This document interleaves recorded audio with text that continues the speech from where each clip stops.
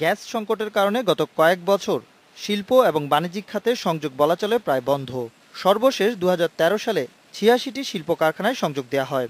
দেশে ২৮.৫ লাখ গ্যাসের গ্রাহক থাকলেও শিল্প গ্রাহকের সংখ্যা ৬,০০০।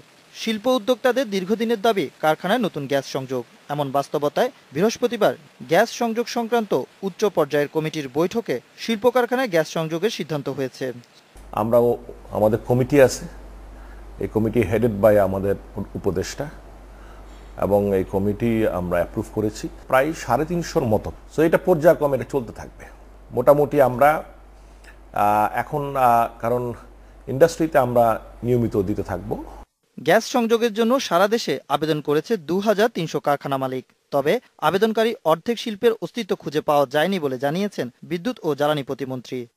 আমরা গ্যাসের ইন্ডাস্ট্রিগুলোকে ইন্সপেকশন করিয়েছি।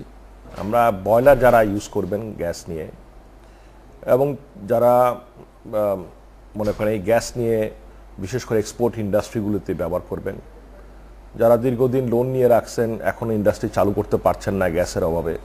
পেট্রোবাংলার তথ্য মতে নতুন সংযোগ পেতে যাওয়া এসব শিল্প কারখানার জন্য দৈনিক দরকার হবে ১২ থেকে ১৫ কোটি ঘনফুট গ্যাস।